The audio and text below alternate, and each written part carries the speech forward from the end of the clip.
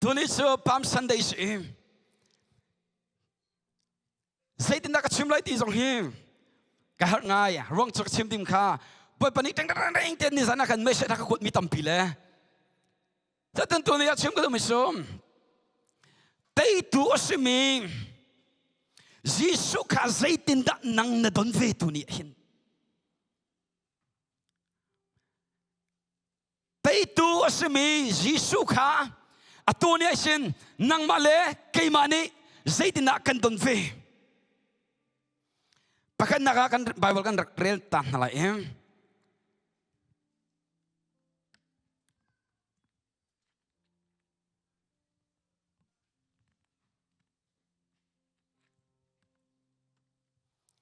Bacai tu angan laikhat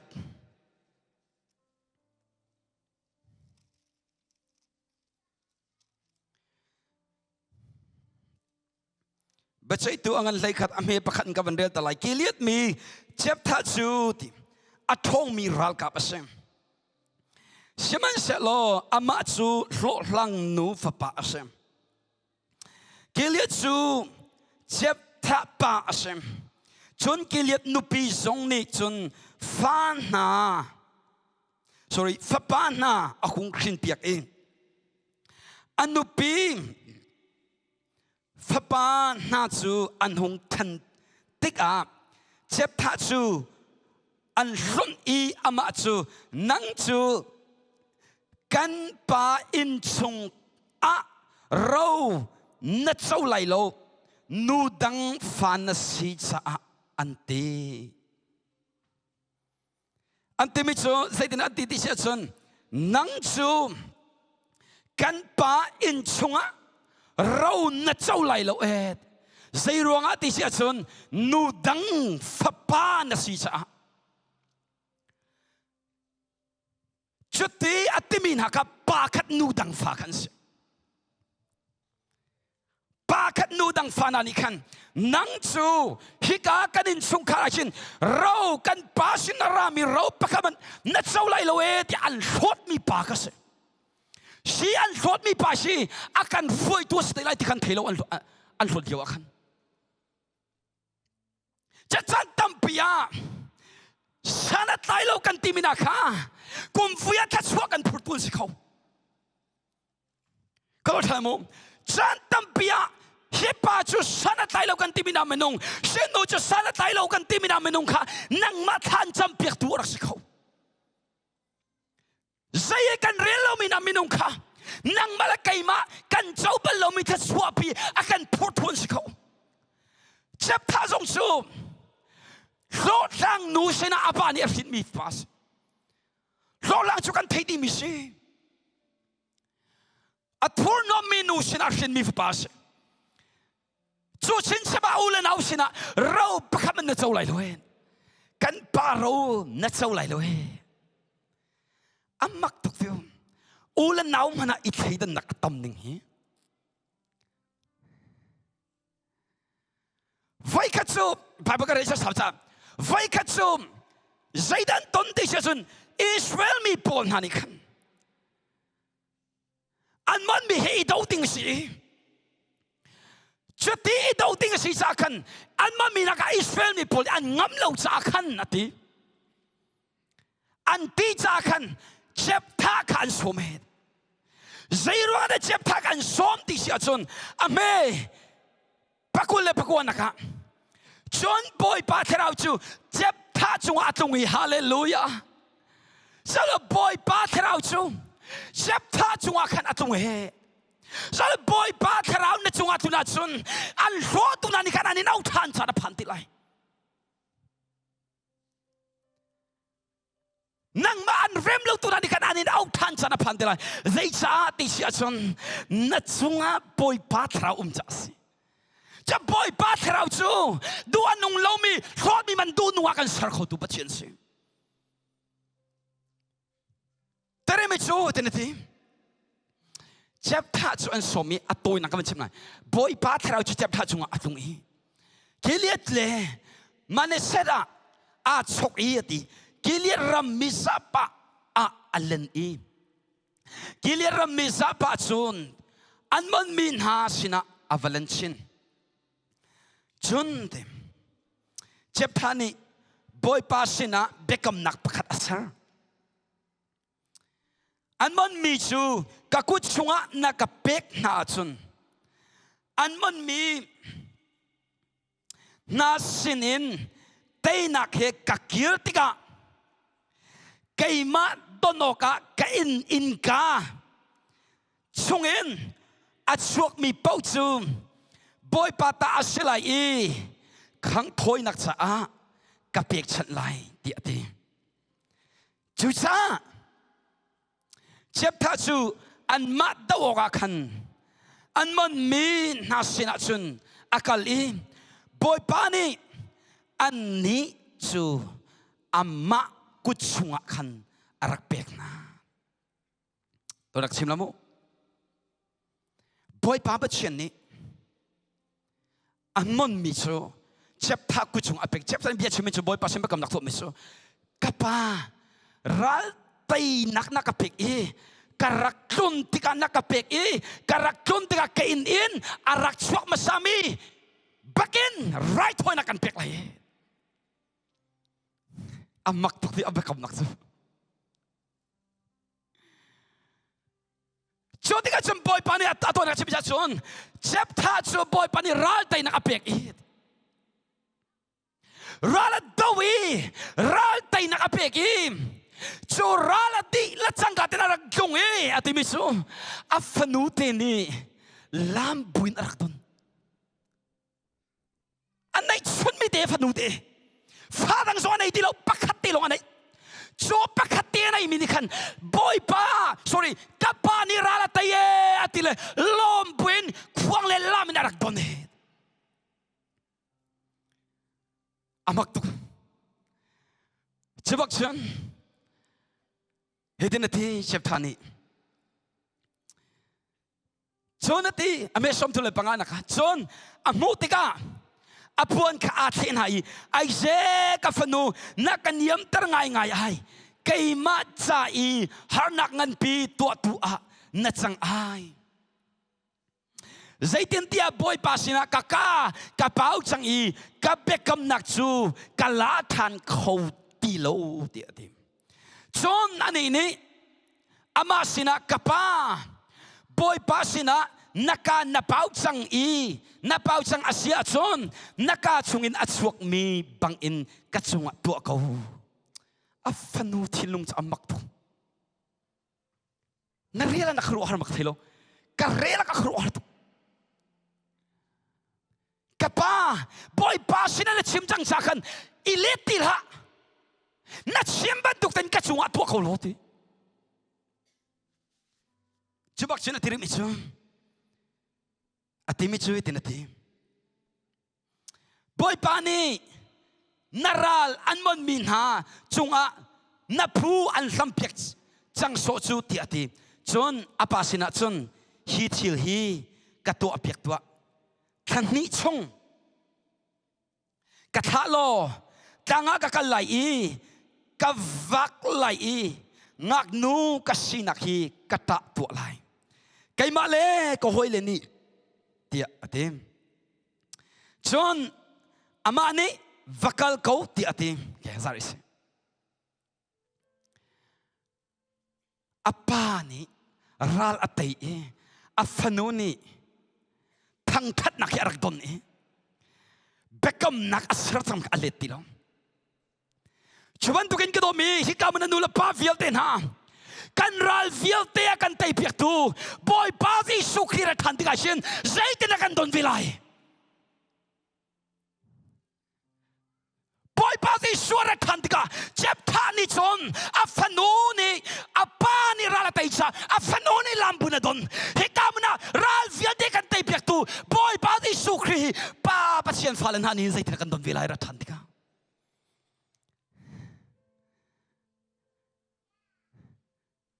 Amak tu. Zayte na tu sana kan don bilay. Tunit siya na zayte kan don bilay. Boy pa di suchu. Bekam terawan fani. Matayangan pakule bakada. avan phak la changatin zaida thwa avai khatnak siang parang in alu nak Jerusalem laliwa chun kan thedi chang mi ka van nol sia chun rang chu ral tuk nak an man e la chu siang parang boy hai chit mian man mi chotika chun ka dobin ha Jesu khini Jerusalem letak boy Jerusalem valu ting na kaltiga dai ting na kalo azul tu pani thana vakalu khika khen ai feng mi la kha phoi ulode Zairong a boy pa di su Christian bralu niwa ai feng mi sa phoi tan na Tore ka domina kanin sung kharasin boy pa di su ni ai feng mi phoi ura kan disel kan phoi chang mo Atere mi su Zul tu pani than hai api kai reng lai apong ala fati lai an da phoi atoi nakin la nei tu song ni raksian boy pa sen nak phakpi an chim tika an angki an puan kha sorry an puan kha la chung an phai ji sun chitar ji sun chitar la changatin ji su kha la fate a homan ni chit bal relo mi la te kha bani chit zaida tuan tua ti sachun mi vial te ni zaidan te Hosanna Hallelujah Hosanna Boy pa minin narami so kaswan ang mukaw sen Hosanna Hosanna ante Hosanna yasulam so boy pa kan kham tua kan luat tar tua kan dam tar tua tinakse kadop min ha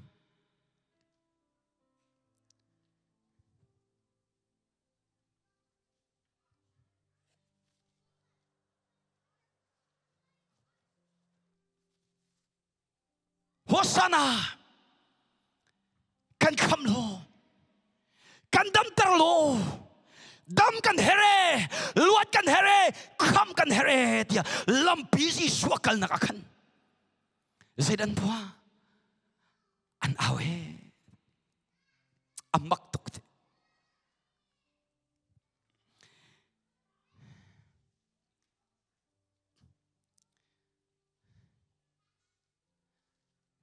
Mark chapter 11 verse 8 akan mitam pini an puan kha lama an phana John ti acheu ni lo laki thinge kha an basam nai lama chun an phana Saloba mitam pini an puan kha lama khan an phana Tonia hikamra kanul ka pa vial ten ha Kaima kanitinak kanipol honak puan vial te si suma ka phadin house Kaning sana puan vial te si suma ka phadin house si sua kala chun boy ba sun pala hallelujah mitam pe so kan puan phakan siang lo Teme cho zaiden te ti sa chun an puan vial te khan phadi au cha Jisu akal nak ding ampa Jisu akal nak ding ampa Hosanna Hosanna anaupa choma an puan papa choma an puan papa choma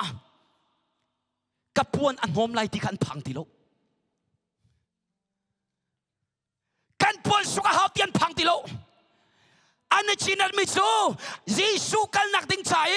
an puan an phai mi ka se an puan suk nak ding kon ro than ti lo Tore ka do minan nang malakay masong hi kan puan ka di ay misi boy pati suakal ko nak ding chai point out si pawin house Jadi kan pasun boy pani akal lai boy pasum pa nak chau lai atiri mi chwa cheu ni lo laki thinge kha an basam na ilama chun an phana thinge hi ka sang sim chu kaima kanitina kha sam be chang house Kani Paul hotuk naka samde chang hapsi. Sa boy pasina kan kal halo tuk mi vial de zong he sam jana zavi chang. Sai runga boy pati sukal nak ding cha. Hallelujah. Hallelujah. Oh. Can we say amen? Amen. Okay, that's good. Kan hulaya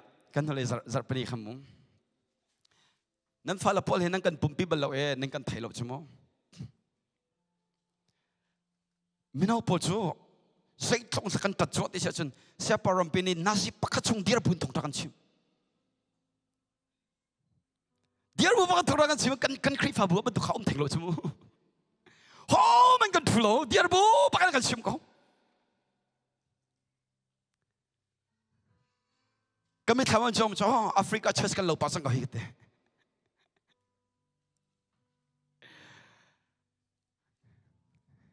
Pastor Melda te mi him hi ka hin mi sako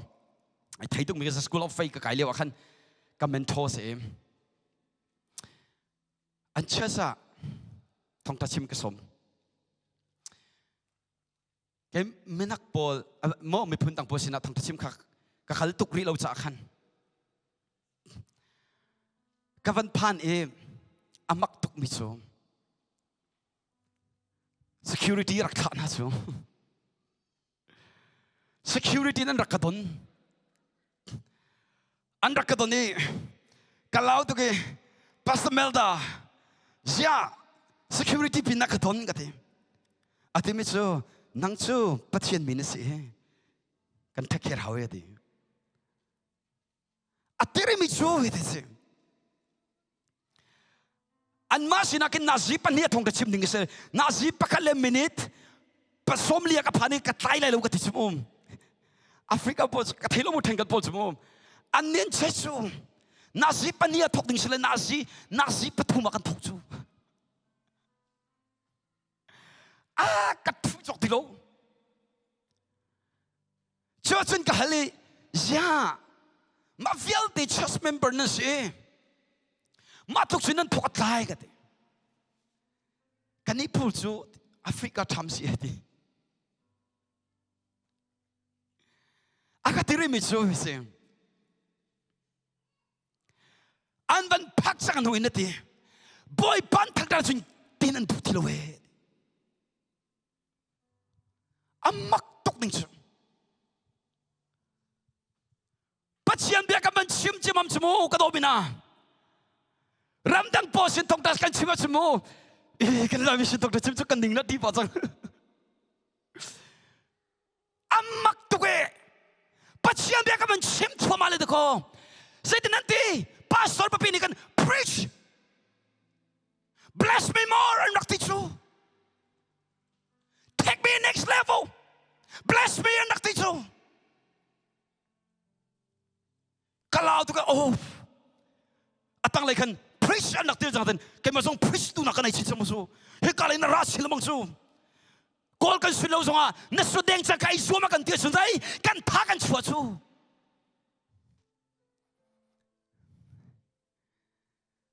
amak tu atau nan thela bang mi DUMC akan siama sar ini thong ta chim akau thani thong ta rak chim laak te zero nga ke ma chuna kau te rak ra te kan church ka kamin ka phan melo an sin zong a siang no kai mi kislo tiga ti mi chu kai ko rama kum leo sin nang mani na chim laak te ka fakal chu mai al pakhan rak al ko thong ta ka chim chung vial te si pakhat man thulo pakhat man zon thulo pakhat man zon ngulo an chunga kan pachian bia du na khat na khat zai ban tuk da kan pek lai an ti akhat na khat kan ni chu mitam pi chu pachian bia kan ngai peng na ten pachian bia nya ka dai ti lo kan chunga pachian bia na no tha de atin do time ma general tia holai me ya chinobu eri no thare atino time ma chino yaw de khama anayoka dam lo me dam nak tam pian musung sa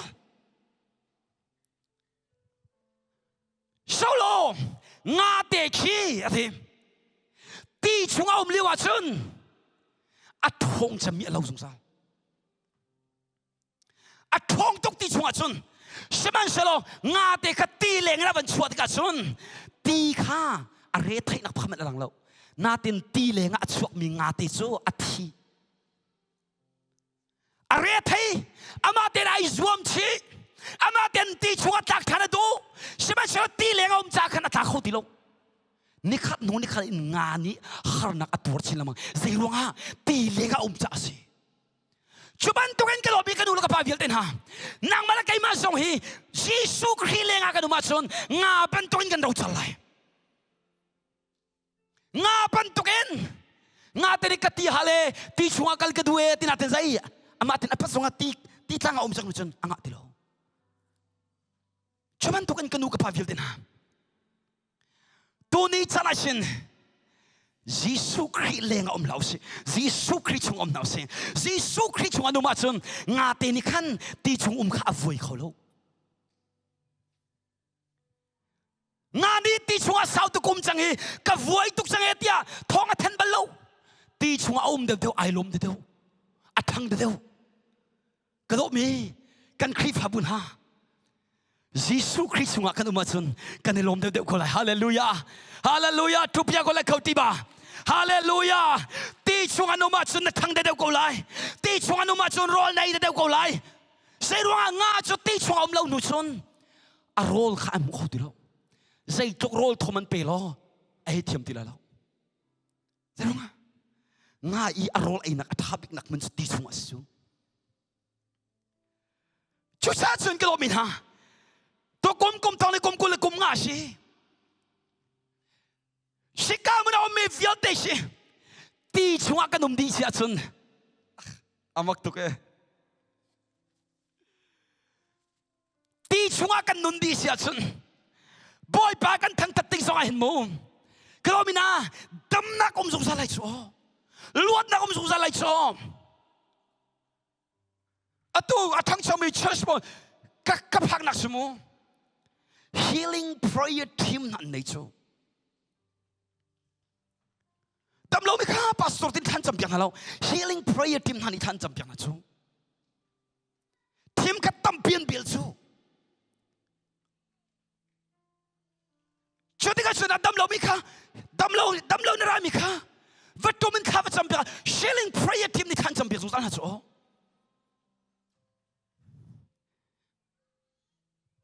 lang tar ka do mi chu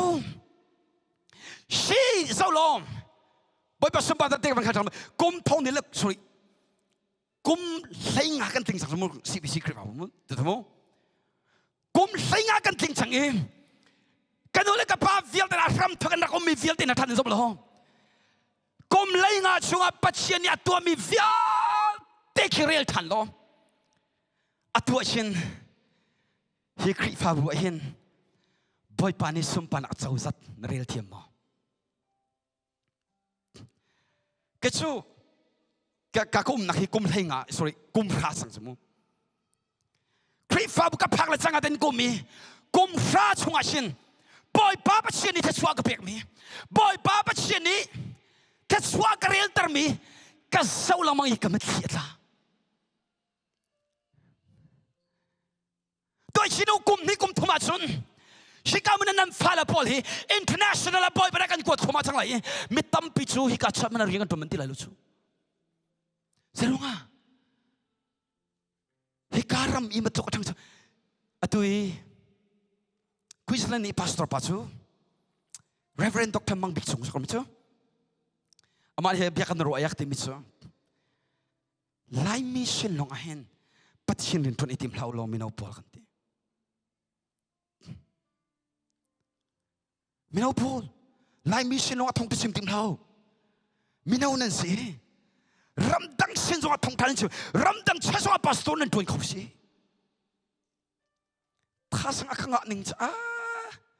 ni kum makan sin radio kan. Tasang nga tatak. Joni aka bentar silamang. Jadi ka ramdang po sinapat siyan biya chimi ka passion silamang. marang hol thiam hi thong ta chim nak selem lo to ko Jisu na hi thong ta chim nak su marang hol na thiam Jisu na ngai lo a chun thong tha na ngai lo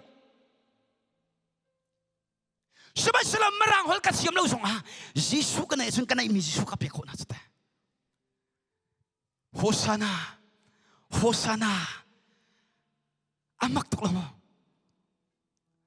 nan mai ka te thang mi pek sika cha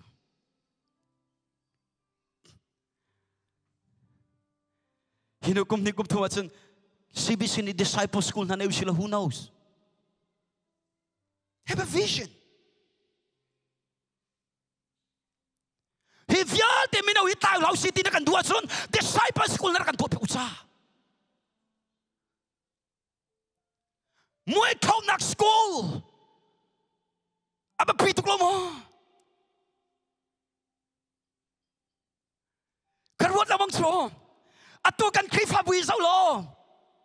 Punang rakura tamo Kum fra chung kum chang le Bu pi Bible study song kan naibal rito Amak tukute Bible bielo in kado mina zait na kan nun kan tan kholai Shikay nan falama vial te kanum hi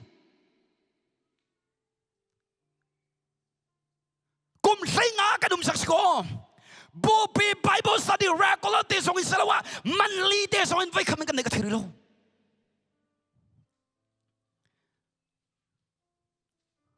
Ay tang tuksi Punang rakura tao mo I heard Teka thela mo Malaysia chi David la cha sa kai pum chamo Ani chu Zarpani main service ahen before worship akin nasip kat Bible study to ta Kanila miso sa sabto kun tila chamo Bible study trying to do me vyal teka pum sana sin Bible study to ta nasip kat chung Chun Bible study din kan Catering i hoi chun biak nak an nei chuan nei din kan worship an to chun thong tan chim Oh kasok lo Pathian bia kan chia de po chun kan nu le ka pa na kan thang ko la lo ma Nga chu ti chunga ma chuna thang chu Pathian bia kan ma chun kan than hau chu ko do min ha Pathian bia kan lo chun zait na kan than kholai Chu cha ba pi tu kan la ka pa vial ten ha She kan krifa boy revival thang na kompek setting kan do chun Pathian bia kan chia peng ha Tirmi chu mitam pinikan an puan an phat thingen sabian phat chu ka chun Jisu ka kali mitam pini hosana hosana boy pasun palandak peket Solo Jisu ni ai chit mi chu a home mani an chit bari lo mi a home mani an man bari lo mi Tuni kalau min ha sikam nan fale vial ti si No la pa vial den Jisu ni chit akan du ko Jisu ni akan chitika Jisu lang tilaye nang malakay manu na Jisu mo tilaye Nang malakay mamang Jisu ka Hosana andak ti san pan betilay si Hallelujah Amak tok Chati Hosana ti manaw liwat sunati Johan tong tanaril siya san Amak tok ti miso Frasi mi polni Zaitin anti ti siya sun Frasi mi at siya kat ni hani Jisu chu anhun thoi Saya nasul tu nahi Daitar nalo anti Jisu zaitin ti Jisu ni alen hai Sinasi an daya sun lung te sim sim awlay ti Amak frasi mi poli dai tarna atitika Jisu ni le mina chu no an dai le lo ti ke ma thang that kha an out chin chin lai ti an ka thang that chin chin lai ti si min ha hi dai te nu ma chun lung te a hol lai ti ka min ha Jisu ni dai tin umakan siang lo hallelujah na dai swala chun lung te hol swala he dai te kanum swala chun ka min ha lung te bia chim swalai nain chung khara khat sam nak o thang se hallelujah bible rel nak o thang se amak to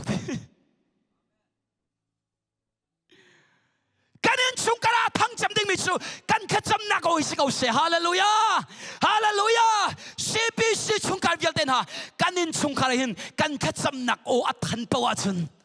boy pan isum pan asang sal ko lai hallelujah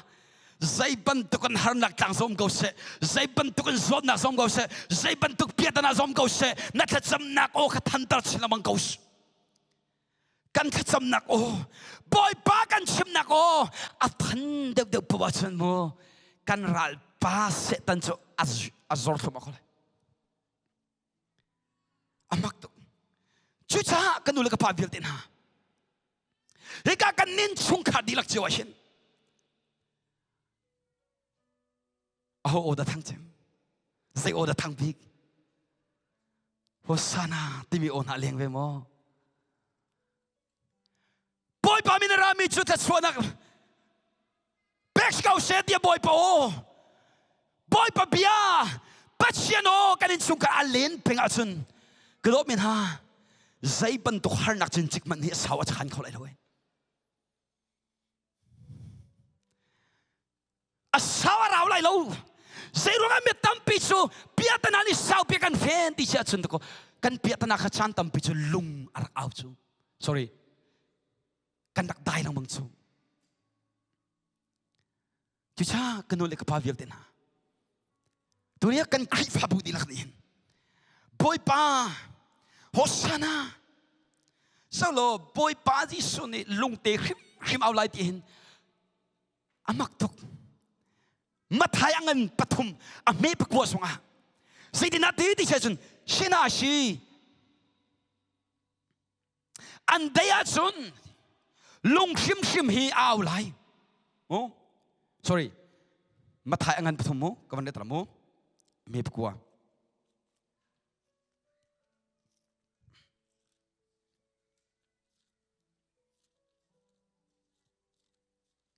thank you Lord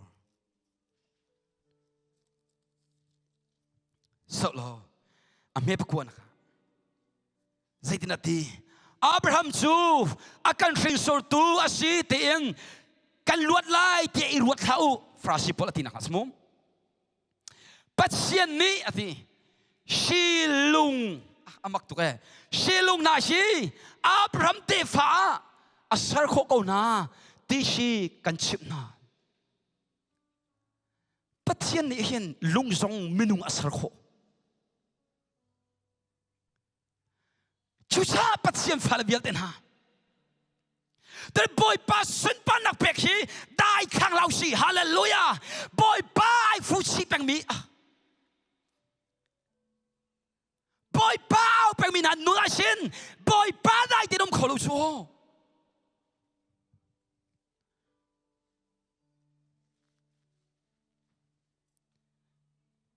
mitam pinison ke jong hi misol tukrak si chamu Rol chung te dog chu an si fak tuk afa pale zuding tuk asual tuk sa malo mini an rakan tiliw chun thai anuam lo tuk chu mini an rakan tiliw kan thai anuam lo tuk seman selo behind the scene kanuni zaitin na tharak cham kapini zaitin na tharak cham kapala ni zaitin na tharak cham tikha mi tam pin rak mulo chusan Fano fa paswal kan nei ruang chin mini aling ni akan chesung sa cho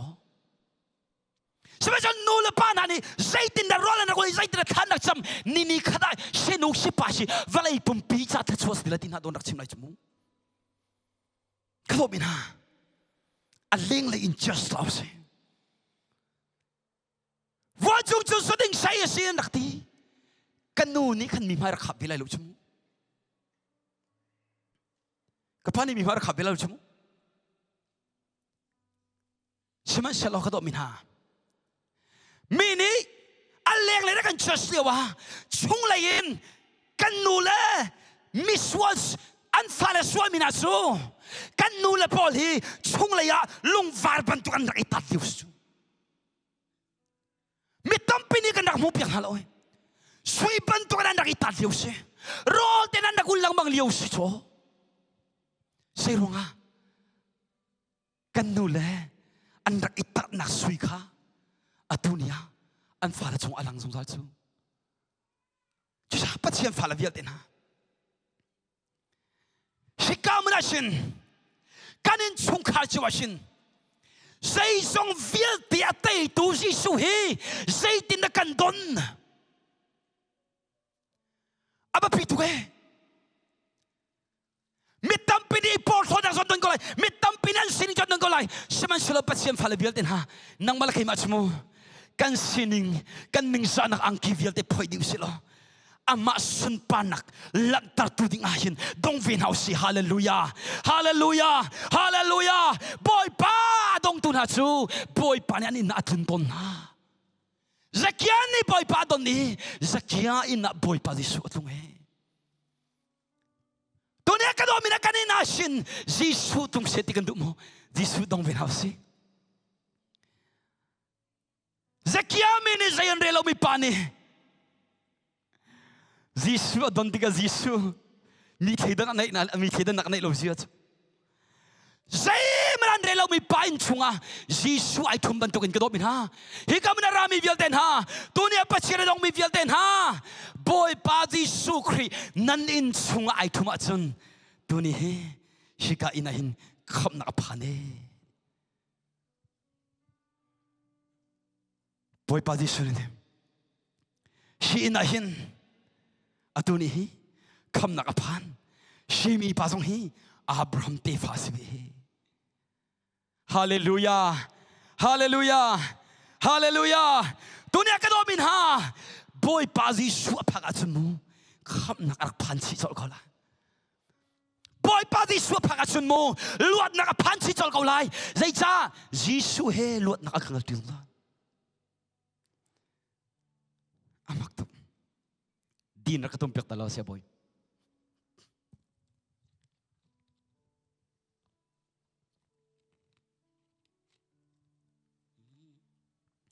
mi der mi za a tona si fak mi za a rom nak mi zo mi za a dam na boy pa ni a kan hallelujah kadok mi harut man mi darmi na tsai kan thon nak Jisu si fak mi na kan rum nak Jisu adam lo mi na kan dam nak Jisu cho patien chu ko pek mo tak ta to na si cha chú cha chuẩn bị Hosanna Hosanna Hosanna di antang tachu dunia kadare ti ai themi vial ten ha Jisu kan thon nak ko si kadam lawe ti ai themi vial ten ha Jisu kan dam nak si si fak mi ka si ti ai themi vial ten ha Jisu verse 2 ra piap taman nun nak ti va kan ten la kan sual na atol di chang van chung in dot nak charti criticism amak tuk sao mình lo van chung in dot nak charti ti lo van chung dot nak charti chu ti san na si Kenobilan nang malakay majay kan dot nak charti chu Jesus Christisan charti dang kan dailaw hallelujah.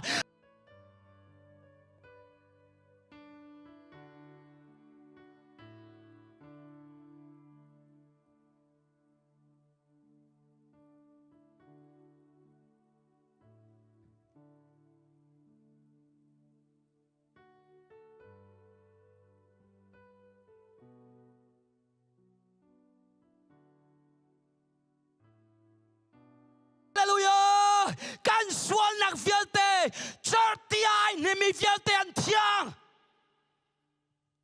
Charti chu, ati put ai din belau.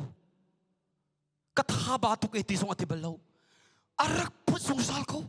Kat leyan pisonga, kat leyarak chok, kat leyan pisonga, kat leyarak chok. Say ruanga, valay tangina chok mi si chasi. Piko silo. Jesus Christisan song kadop min ha. Khatlaya kan kaltak songa khatlaya Jesus Christisan kan raksa kan cha stem by sia.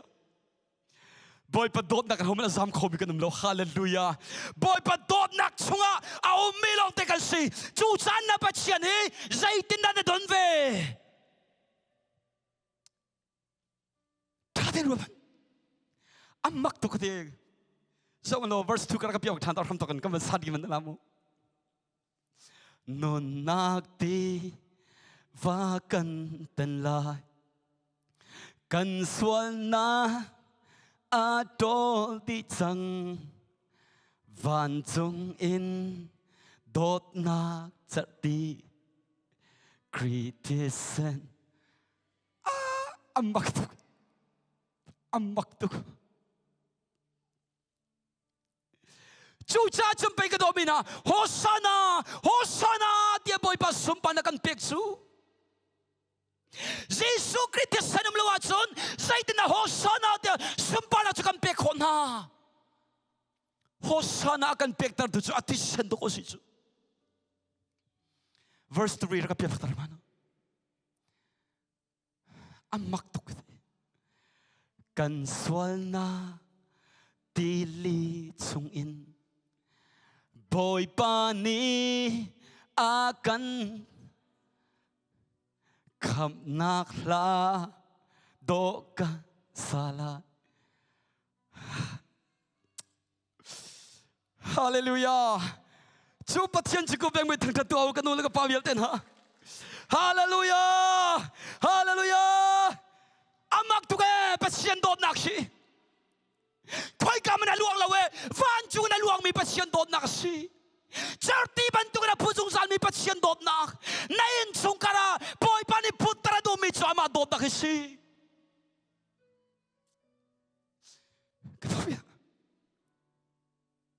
Chu cha cha pe romangan panga chwakan zai manatua kholo mi kan si ko ri liwa khan Jesus Christ mi suan mi thalo mi nang malakai ma cha thie ti chu romangan panga ame pruka khan Kadobi na tu sarashin, tu chunjarashin mo, boy pazi suhe. Adot nak nang malakay madjadjad ti para long sa. Amakot. Real choklo mi, kan sual nak bilte. Vailam chunga anu nak pek. Ruajo aswal ko mi paka. Naswal tilawe dia biak kia biak tuhi kanule kapan slawe kapatela kanu tezo an slow aho man slow Jisu dot nak ni rual chung miswal pa kanu swal tilaw dia biak kia biak hallelujah kanu mina tu sanashin real choklo mina swal nak vialte naswal tilaw dia thiaman chau tu bian kia biak tuhi Jesus Christ dot nak tu chú cha chum pe jep thani rala tei tika khana phanu te rak don ni ral vial te akatai piak tu ka boy pa a phanu te rak don tika mu Jeb tha ni boy pasina bia apau chang mi vial ti kha phil lo zene tua afanu pakha boy pacha right huina ape kam ale ti lo chuban tu ka jing kalo mi kanu la ka pa vial ten ha pa patsia dia be kam nak so valai mi swal mi vial te cha ava pa di supe ka se ale khan ti lo ale khan ti lo vai lam chunga thi kha Jisu Christ ka pa ka chal loe ati chunga boy pa ale khan ti lo pathian ni Jisu ni vai lam chung thi kha azam tak lo ka do bin ha zai ruangan nang malakai ma kan do tuk sa chu sa ka do min ha zai tin da hi to ka sung loi mi pathian do nang kan zam khola a honi da pathian do nang kan than khola Ramagan priya chunga khan real jang kau khate thinak ni mo pam nak ni mo zon nak ni mo mang tam ni mo zai tal ni pathian dot nak ya kan than khong ham ho klo bin ha chu Jisu dot nak tak tak anai chang bin ha chu Jisu dot nak kan than khau ti lo amak thwe cái chú có tin nó cái phải tu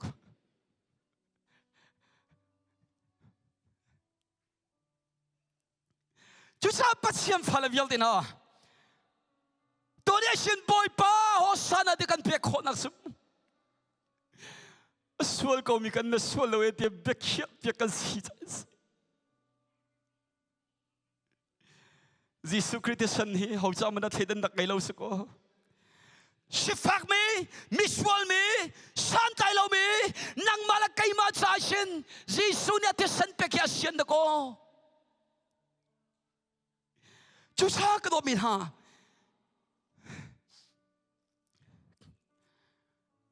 Kuat ni na korin. Angan pangakan tila mong mi. Amelay surya.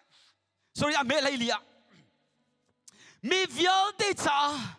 Mi bakat mi vial te cha mi pakhat achi na ga chun mi vial tiam thibeti kha kan hal cha khrini kan cha i angai mi dot nak chu sorry khrini kan cha i angai mi dot nak ni chun akan ok hallelujah khrini kan cha i angai mi dot nak ni akan ok ti atuan nang la kai ti honi da kan ok khri dot nak ni akan ok mo Avan pe thari mi chu zaidna ti sia chut me vial te cha zang phanak tin kan ru ka zu ta lo me vial te cha achinak chan chu minung ni sin an nun chunga an ma chalong anung ti lo in an ma ruang i thinak ai ngi a thau tham ni pa cha i an nun na kha cha si amak tuk lama rutu mi vial teni Jisu cha kan nun kho lak ding cha amak tuk amel hiruk naga chu cha ahoman hi minung relin kan tati na lo vai kha chu khri kha minung relin kan rak ta ve siman selo tu chu chuban tuk chun kan tati lo or tu ke lei sui na ga mi zai mani khri he ani petika chun mi tharasi hallelujah Jadi naman diri anon ning lumpial te khalaw chang non ning thar kha a thok sang e hallelujah cho bachan ko beng man tak tanaw se ga dobida hallelujah hallelujah non ning lumpial te alo di chang e Jisu Christ non ning thar nai thok chang e ga dobida Tonya boy pa Jisu Christ sinak sa nang malakay man non ning thar pe ka gandu cha si Voi khat man kan nun balo min nun nak pek akan tu.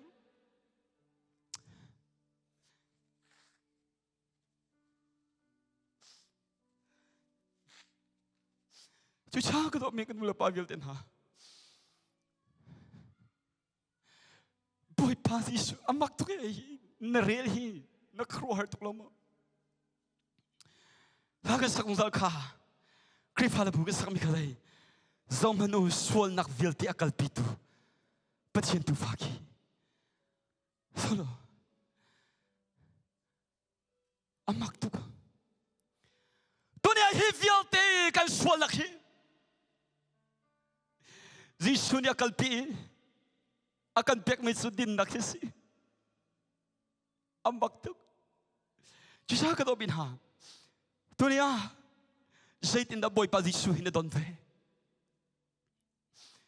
Zaitin na kanin sung karaboy pa zisu kan donve. Zaitin na boy pa zisu ka osa na tinrak donve. Jisa ka do binha. Ganun nakdi lang boy pa hi. Tu sana reflects van tuat han hausi. Van zog tan hausi. Nabatok ti kay ko. Siya sila ka do binha tunichu. Patin. Van zog tan hausi. Zaitin na boy pa zisu din donve. Hitil vialte tua tu chu patien si patien ni chun kri thong en kan ni arala simi chu ahoya akan kheni midang zong ahoy survey orient chu akan peke lai ko na chu cha kan be pi chu patien ni mi vialte kha kri thong in hoya sar asar na ti sim patien ni an sual na kha an ma sual pot nak ding cha a cha zi chung a akhum piak na lo I kan ni chu ahoya kan sir sorry ahoyi a sir na nak bia sim kha akan fiel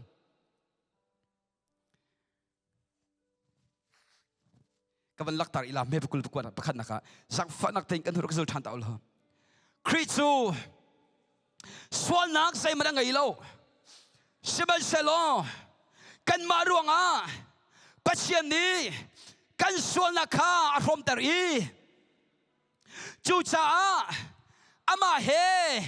kan ipia chun patien din na kha kan rom velai hallelujah chikat the music team le worship team kan kai pek ta la kan zapeten boy pas pam pen kan dir ta ngai let's hold on a machine